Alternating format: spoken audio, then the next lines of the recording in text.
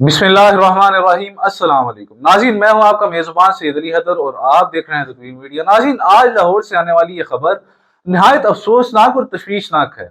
चंद दिन पहले नजी यूनिवर्सिटी में एक तालिब इल्म ने मुबैना तौर पर जहनी दबाव के बायस अपनी जान ले ली थी, और अब दोबारा उसी यूनिवर्सिटी में एक तालिबा की जानब से भी इसी नौइयत का इंतहाई बुरा कदम सामने आया है, जिसने तालीमी हलकों को, वालिदैन को और मुआशरे को हिला कर रख दिया है।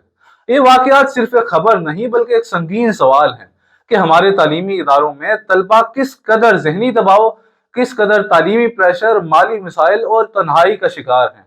अफसोसनाक बात तो ये है कि हम नताइज पर तो बात करते हैं मगर वजूहात पर खामोश रहते हैं, वजूहात पर बात नहीं करते।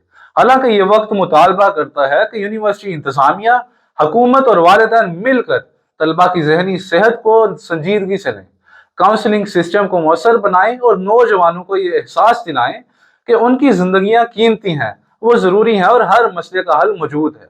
हम तस्वीर मीडिया के प्लेटफॉर्म से मुतासर खानदानों से दिली हमदर्दी का इजहार करते हैं और ये वाजिया पैगाम देना चाहते हैं कि अगर कोई भी नौजवान जहनी दबाव या नाउमीदी का शिकार है तो खामोशी इख्तियार न करे, मदद मांगे।